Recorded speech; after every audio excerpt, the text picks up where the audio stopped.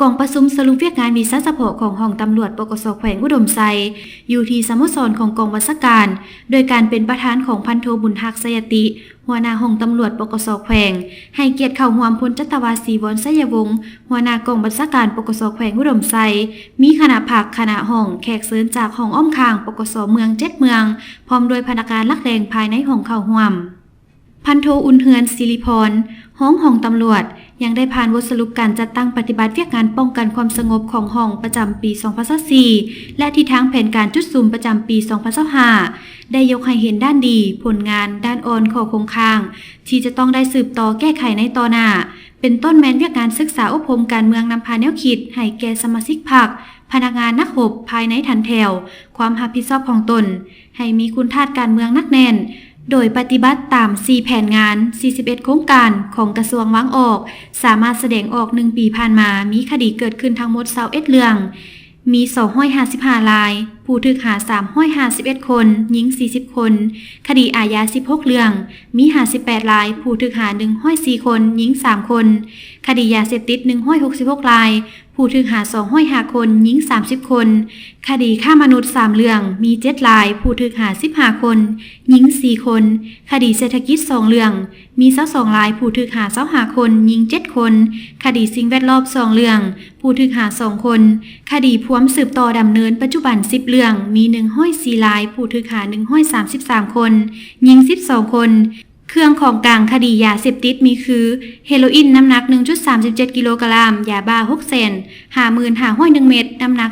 75.6 กิโลกรัมยาไอซ์น้ำหนัก 0.4 กรัมฟินน้ำหนัก 15.68 กรัมเคตามินน้ำหนัก 824.5 กรัมยึดวัตถุอุปกรณ์รถใหญ่5คันรถจักร24คันโทรศัพท์67เครื่อง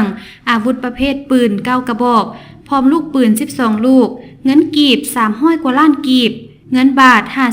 551,000 บาทเงินหยวน5,134,784 หยวนมั่งเป้าหมายยาเสพติดและได้รับจากบรรดาปกส.เมืองทั้งหมด166รายผู้ถูกหา205คนหญิง30คนส่งศาลตัดสินทั้งหมด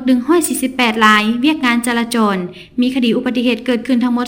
267รายในนี้อยู่ภายในแขวง78รายและเมือง189รายพาหนะเปเพทั้งหมด470คันเปเพเล็กน้อย256คันสมควร188คันใช้การบ่ได้